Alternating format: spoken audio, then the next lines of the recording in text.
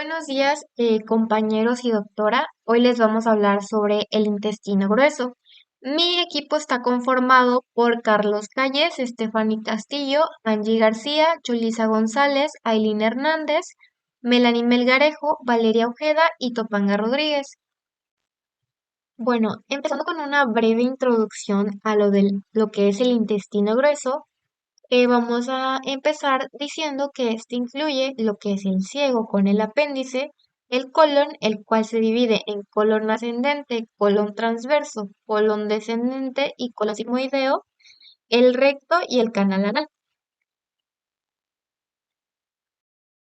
El ciego es la parte del intestino grueso que está situado abajo del nivel de la fusión de lo que es el ilion con el intestino grueso. El ilion se une al ciego en su cara medial en el orificio iliocecal y asciende paralelamente del lado medial del ciego en los últimos centímetros de su curso. Por esto, en un examen externo de la víscera, la unión del intestino delgado con el intestino grueso no es siempre reconocible. Ahora, hablando específicamente sobre el ciego. Este se encuentra en la fosa ilíaca derecha, arriba de la mitad lateral del ligamento inguinal y termina en lo que es el apéndice. La parte más amplia y proximal define al ciego y la parte más tubular y distal se transforma en lo que es pues el apéndice. Eh, Puede encontrarse en la cavidad pélvica o algunas veces cerca del hígado. Y la forma final del ciego, pues es el resultado de la diferenciación en su crecimiento.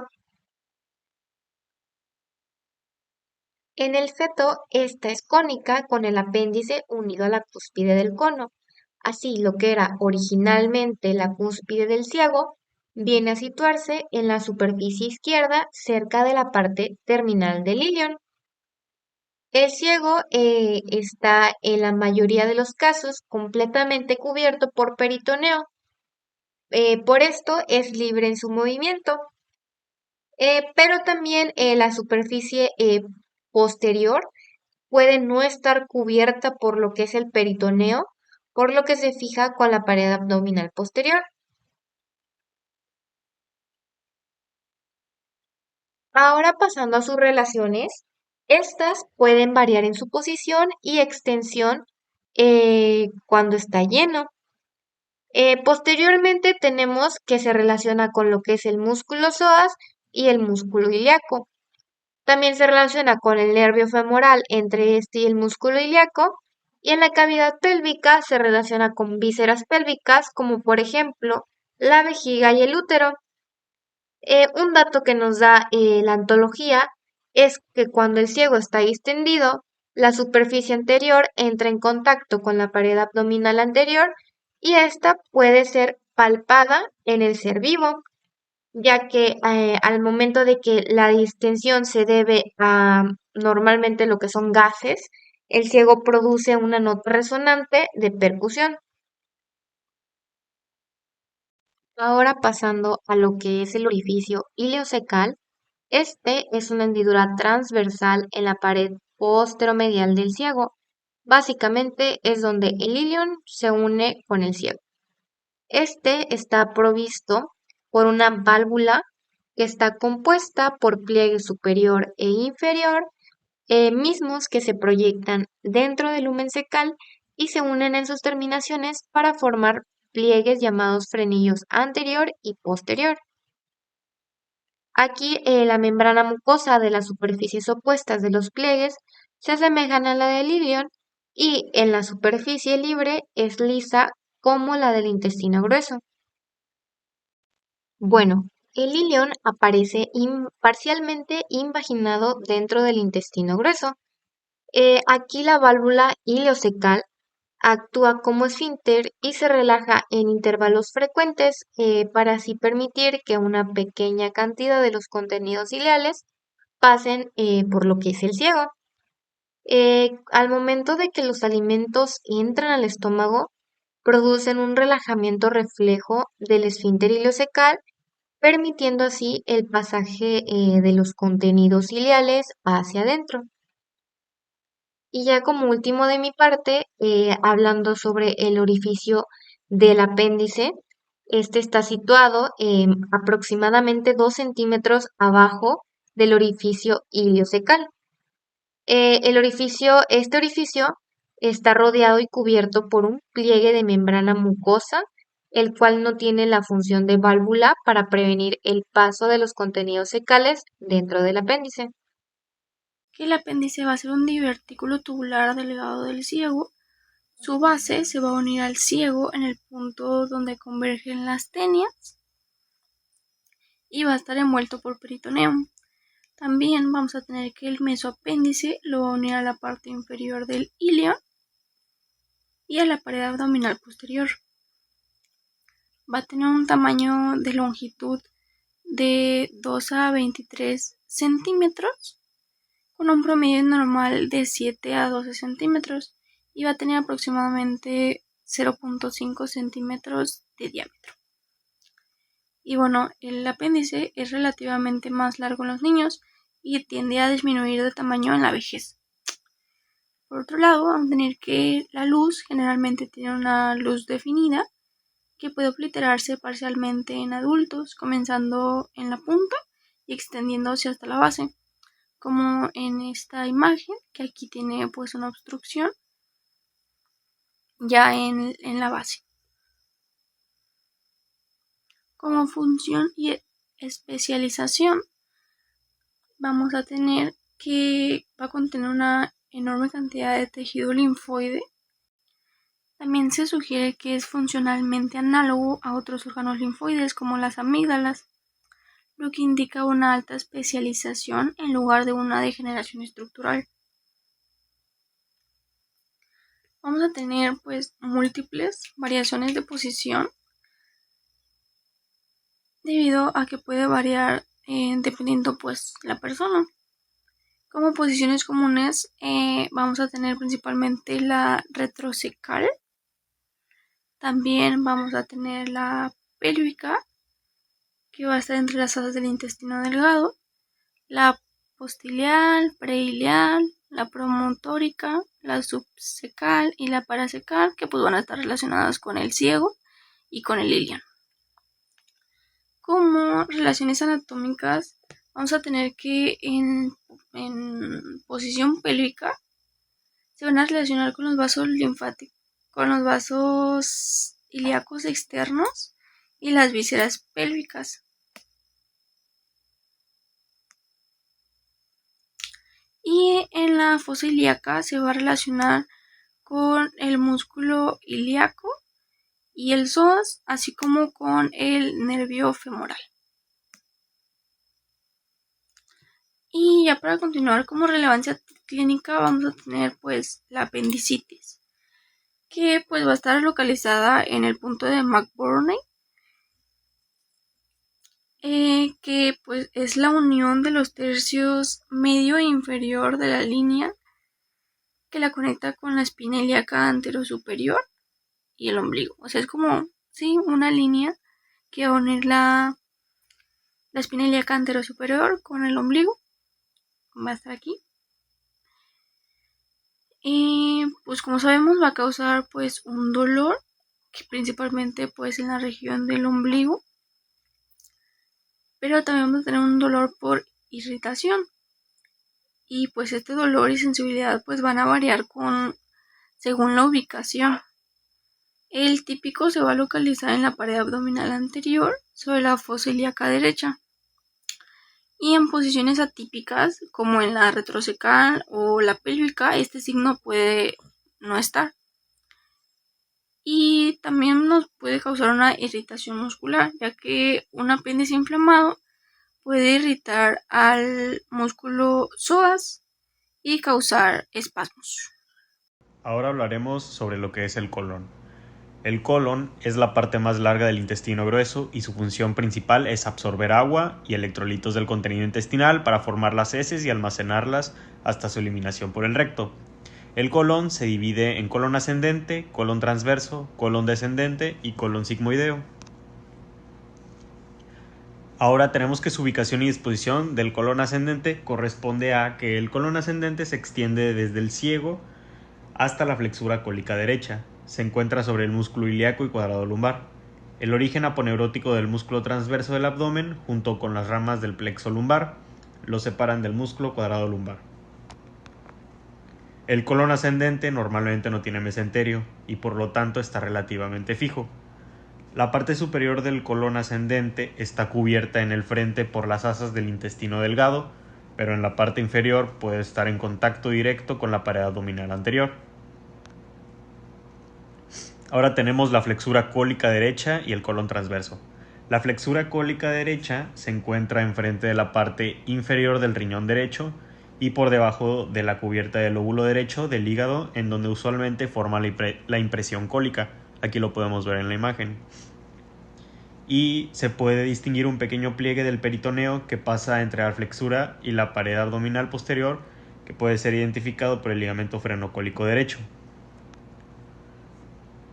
Desde la flexura cólica derecha, el colon transverso forma una curva que se dirige hacia la izquierda, hacia abajo y adelante, y finalmente termina en la flexura cólica izquierda en contacto con el vaso, que se encuentra sucesivamente enfrente del hilio del riñón derecho, la parte descendente del duodeno y la cabeza del páncreas.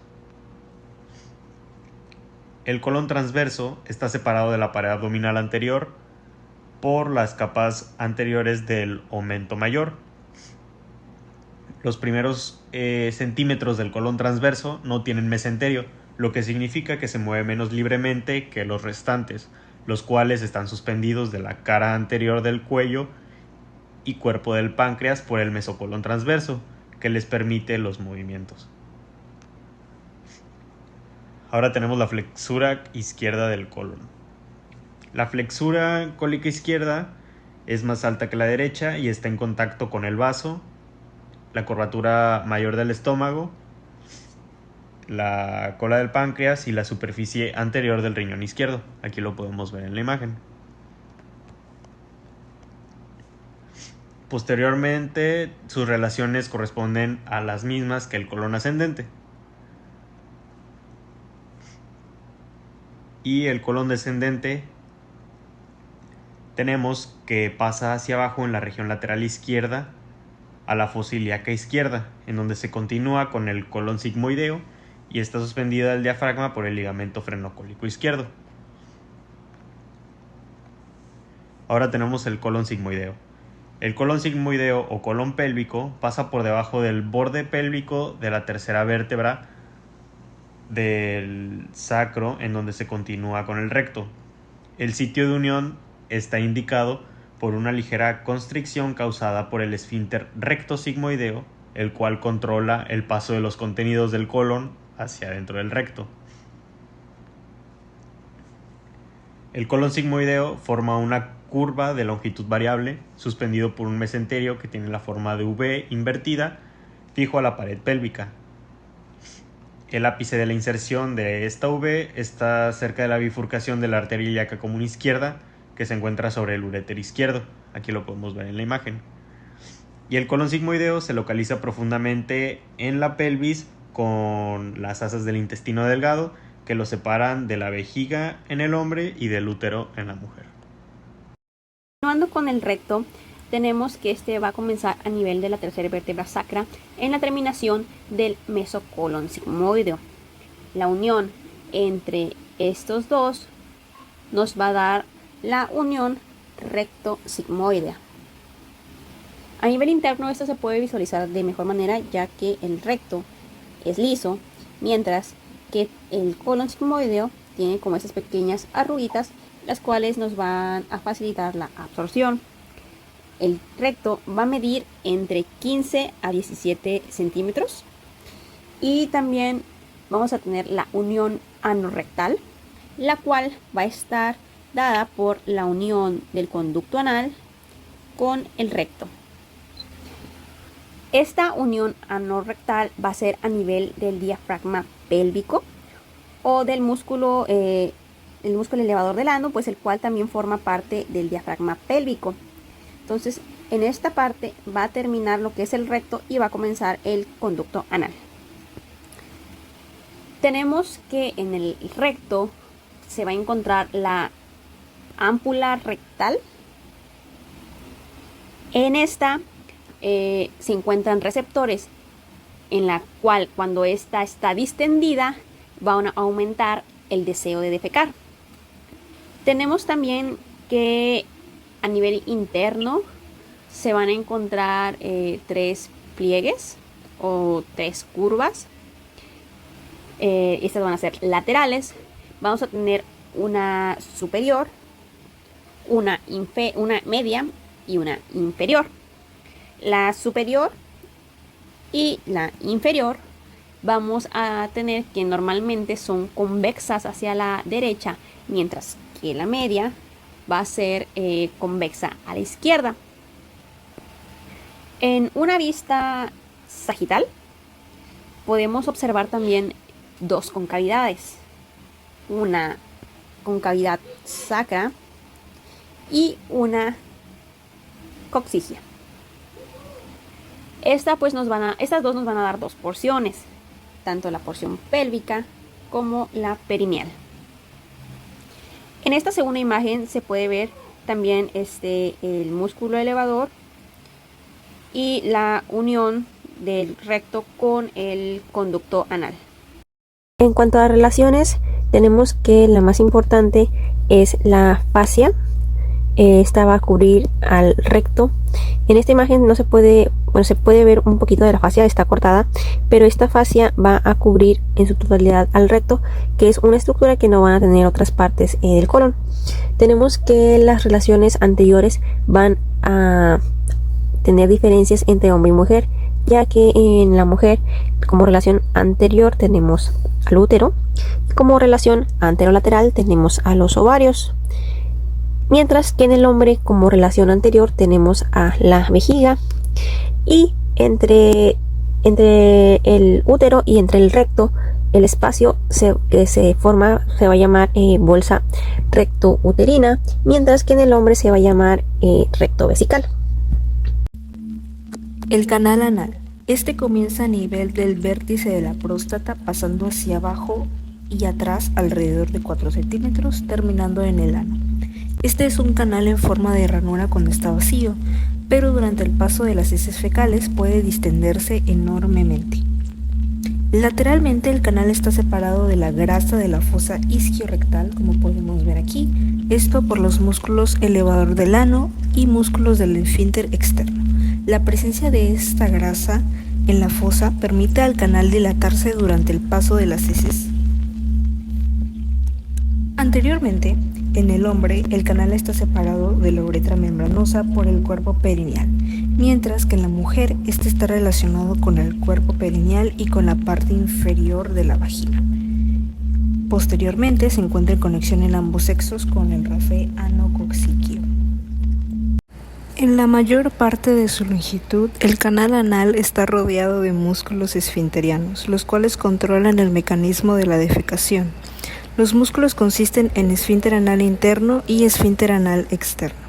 El esfínter interno es un engrosamiento del músculo circular de la pared intestinal que encierra el canal anal alrededor de las 2/3 partes superiores de su longitud, justo arriba de la unión anorrectal e inmediatamente arriba de la inserción del septum de la fosa isquiorrectal. El borde inferior de este esfínter puede ser palpado en el sujeto vivo exactamente en la línea interesfinteriana. El esfínter externo es descrito como formado por 3 partes, pero no existen diferencias o distinciones claras entre las 3. La parte más superficial, esfínter subcutáneo externo, está separado de las partes más profundas de los músculos por medio de ligamentos del septum intermuscular de la fosa isquiorrectal. Parte de los músculos tienden a cubrir el borde inferior del esfínter interno en este punto, formando así la línea esfinteriana. Una marca que es palpable en un esfínter interno en este punto, palpable en un examen digital del canal.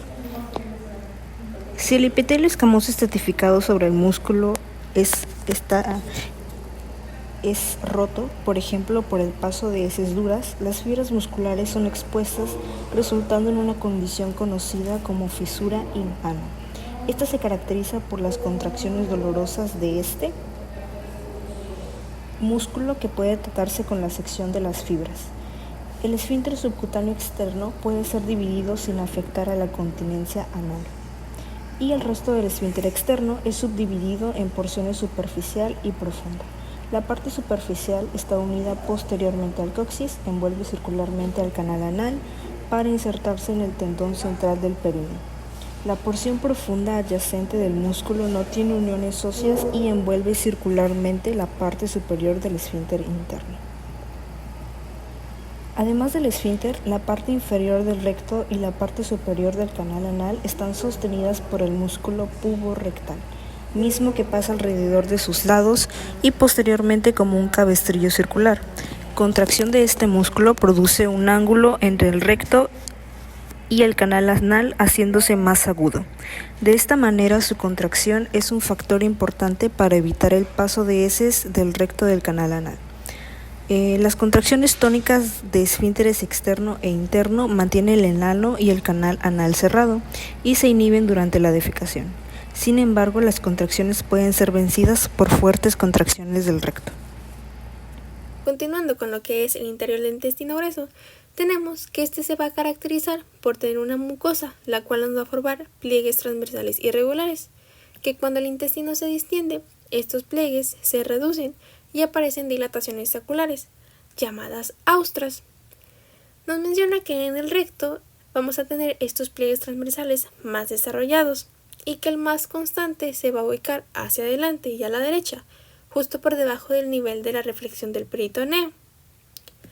Estos pliegues son importantes porque se pueden reconocer durante un examen rectal y que con instrumentos más largos, como en el caso del sigmoidoscopio, se puede observar la mucosa del colon sigmoide, y que con el colonoscopio, el cual va a medir alrededor de unos 180 centímetros, vamos a lograr visualizar lo que es todo el revestimiento del colon. Ahora, en cuanto al interior del canal anal, tenemos que su mucosa va a presentar de 6 a 10 pliegues verticales, conocidos como columnas anales, y que en su base estas columnas se van a unir mediante pequeños pliegues membranosos, llamados válvulas anales. Estas nos van a formar pequeños espacios denominados senos anales, y nos mencionan que todas estas estructuras nos van a ayudar con el cierre del canal anal. El punto en donde se unen estas válvulas van a formar una línea, a la cual se le va a denominar línea pectinada, y esta nos va a marcar el límite entre distintas zonas epiteliales. Por encima de esta línea vamos a encontrar la zona superior, la cual va a estar recubierta por el epitelio columnar. Por debajo de esta vamos a encontrar lo que es la zona intermedia, la cual está revestida por epitelio estratificado sin glándulas. Y finalmente tenemos la zona inferior. Esta va a constar de epitelio escamoso estratificado. Esta zona no va a tener vello, pero sí va a tener algunas glándulas sudoríparas y sebáceas modificadas. Y además de esto va a tener una inervación muy sensible. Pasando a la estructura del intestino grueso, tenemos que este va a ser semejante a lo que es el intestino delgado. Sin embargo, este no va a contener vellosidades ni pliegues circulares, por lo que su superficie va a ser más lisa. Además, va a presentar glándulas intestinales profundas, conocidas como criptas de Lieberkühn, las cuales son largas y se van a organizar en túbulos rectos, revestidos por epitelio columnar, los cuales son abundantes en células caliciformes, que son productoras de moco. Ahora, nos dice que la muscular de la mucosa va a estar bien desarrollada, aunque va a ser delgada, y va a contener fibras circulares y longitudinales. Y en la pared vamos a encontrar lo que son los plexos nerviosos, semejantes a los del intestino delgado, y nos van a ayudar a controlar la motilidad intestinal. Nos comenta que en algunas zonas estas capas musculares pueden estar incompletas, facilitando así una infección, la cual se puede propagar rápidamente desde la mucosa hasta el peritoneo. Ya por último nos menciona que el apéndice vermiforme va a compartir la estructura general del intestino, sin embargo va a tener una gran cantidad de tejido linfoide. La irrigación del intestino grueso proviene principalmente de dos arterias, la mesentérica superior y la mesentérica inferior. Ambas son ramas directas de la aorta abdominal y se distribuyen de manera que aseguran un flujo continuo de sangre al colon, con zonas de anastomosis entre sí que permiten la circulación colateral. La arteria mesentérica superior nace de la aorta justo debajo del tronco celíaco y se encarga de irrigar principalmente al colon derecho y 2/3 proximales del colon transverso. Ahorita vamos a ver sus ramas principales. Son tres. La arteria ileocólica, que es esta de aquí, que irriga el ciego y parte del ilion terminal. La arteria cólica derecha, esta de acá, que se encarga de irrigar el colon ascendente. Y la arteria cólica media, que es esta, que como podemos observar en la imagen, se divide en ramas derecha e izquierda que se anastomosan con las arterias vecinas. La arteria cólica media se va a encargar de irrigar los 2/3 proximales del colon transverso.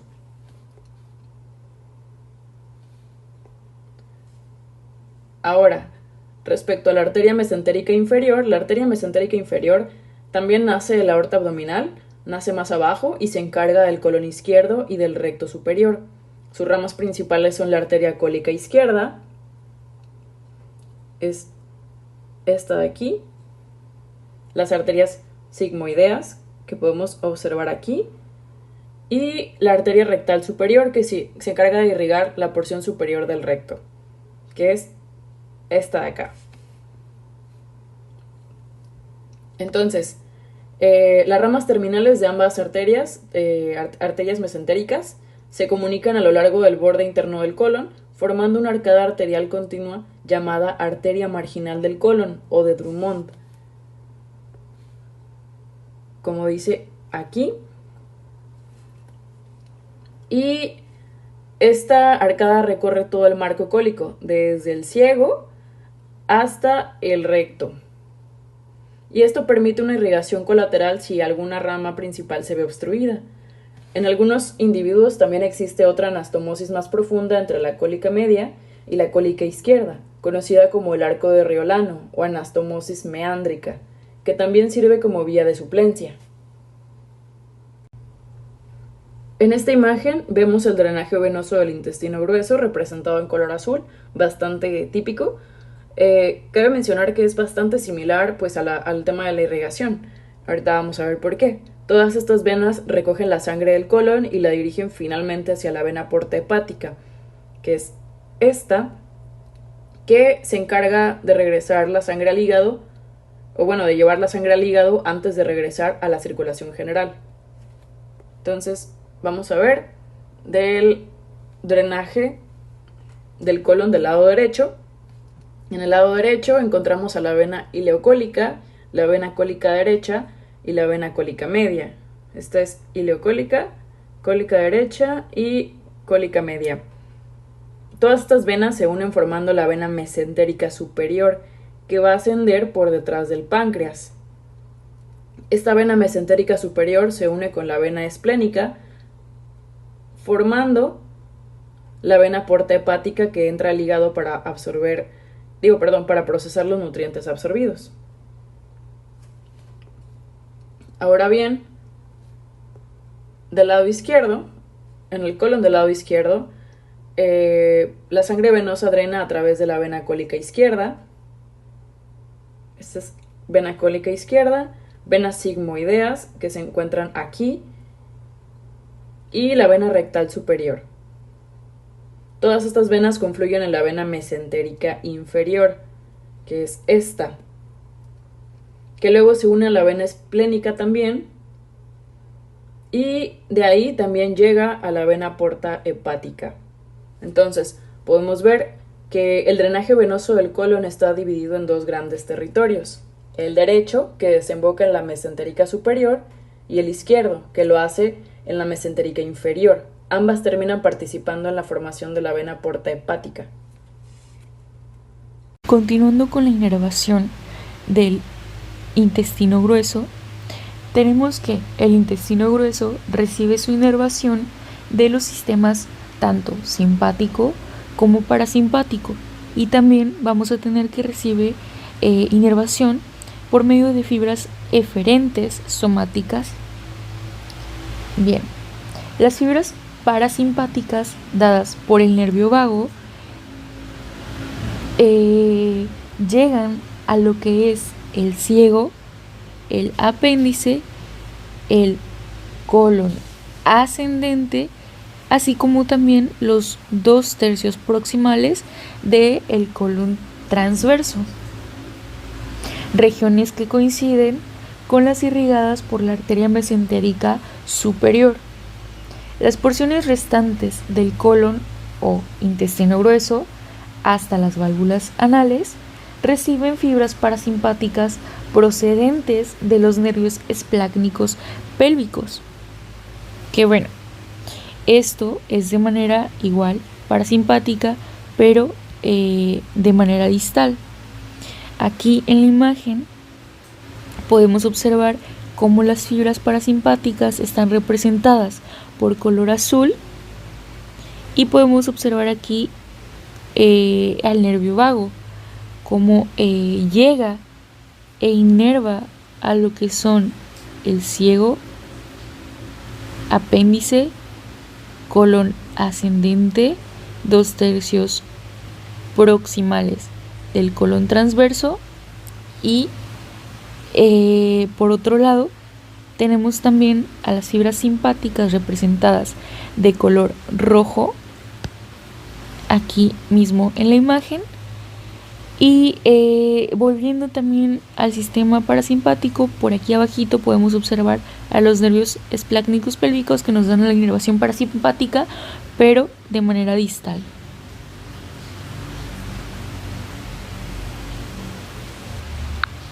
Bien, los nervios simpáticos alcanzan el intestino grueso siguiendo el trayecto de las arterias que irrigan cada segmento.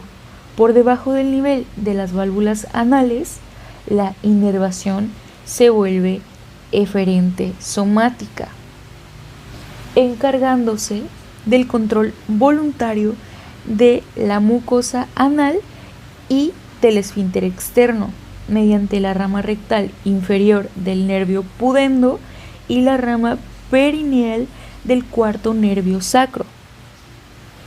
Las fibras simpáticas estimulan, por otro lado, la contracción de la pared intestinal y relajan el esfínter anal interno, favoreciendo así el avance del contenido fecal. En cambio, los nervios simpáticos contraen los vasos sanguíneos, disminuyen la motilidad intestinal y cierran el esfínter interno. También tenemos que las fibras de dolor originadas en el intestino grueso viajan de distintas maneras. Por ejemplo, las del colon descendente siguen las vías simpáticas hasta la médula espinal. Las del colon sigmoide y el recto se conducen por los nervios esplácnicos pélvicos, y las vías del canal anal inferior se transmiten por los nervios somáticos. Ahora pasemos a la radiología del intestino grueso. Tenemos que el intestino grueso puede ser examinado después de la administración de un enema de bario o una ingestión de medio de bario. Durante el enema de bario se introduce lentamente una emulsión de bario por el ano, unas 2 o 3 pintas, para delinear el contorno del colon en una radiografía. El avance del medio de contraste se observa en una pantalla fluorescente, y cuando el colon se llena por completo, la válvula iliocecal puede relajarse, permitiendo que parte del bario pase hacia el ilion terminal. El tamaño y forma del intestino grueso varían tanto en diferentes personas o entre diferentes personas, como en un mismo individuo en distintos momentos. Por lo general, el ciego y el recto se ven más anchos que el recto del colon. La flexura cólica izquierda, que podemos observar aquí o acá, está situada más arriba que la flexura cólica derecha, a veces alcanzando incluso la altura del diafragma izquierdo, justo a la izquierda de la burbuja de gas del estómago. Ahora, la posición del colon transverso depende de su misma longitud. Si este es largo, puede descender por debajo del nivel del ombligo, pero si este mismo es corto, se mantiene más alto. En las radiografías se distinguen claramente las austras o saculaciones del colon, que valga la redundancia, las austras son esas saculaciones típicas del ciego, especialmente en el ciego, como mencionaba, colon ascendente también y transverso, mientras que en el colon descendente y sigmoide son menos notorias. Cuando el sigmoide está muy distendido, estas saculaciones suelen desaparecer. El apéndice, sin importar su posición anatómica, también puede visualizarse tras el enema. Su luz rellena de bario puede verse uniforme, aunque a veces presenta irregularidades por contracciones localizadas. Incluso la punta puede verse más ancha que la misma base. Continuando con los movimientos del intestino grueso, en las radiografías con medio de bario, los movimientos propios del intestino grueso casi no se aprecian. A medida que el ciego se llena, el bario avanza lentamente hacia el colon ascendente, y el movimiento más relevante del colon es la peristalsis en masa, o también llamada movimiento en masa. Este ocurre de manera irregular y se caracteriza por un desplazamiento rápido del contenido intestinal a lo largo del colon, sin que la persona lo perciba de manera consciente. Generalmente estos movimientos son precedidos por otros similares en el intestino delgado y aparecen entre 15 a 30 minutos después de comer, fenómeno conocido como reflejo gastrocólico. Durante los movimientos en masa, las austras del colon desaparecen de manera temporal y el bario forma una columna continua en la imagen radiológica. Estos movimientos impulsan el contenido desde el colon ascendente y transverso hacia las porciones descendente y sigmoidea. Cuando el colon sigmoide se llena y distiende, el esfínter recto sigmoideo se relaja, permitiendo así el paso del contenido hacia el recto. La distensión del recto activa el reflejo de defecación, lo que provoca la contracción del músculo longitudinal del colon y del recto, junto con la relajación de los esfínteres anales. Y finalmente, el acto de la defecación se completa gracias a la contracción de manera voluntaria de los músculos abdominales, el diafragma y el piso pélvico, que colaboran para expulsar las heces. Y aquí tenemos una representación gráfica de la peristalsis. Y pues eso sería todo de nuestra parte. Gracias.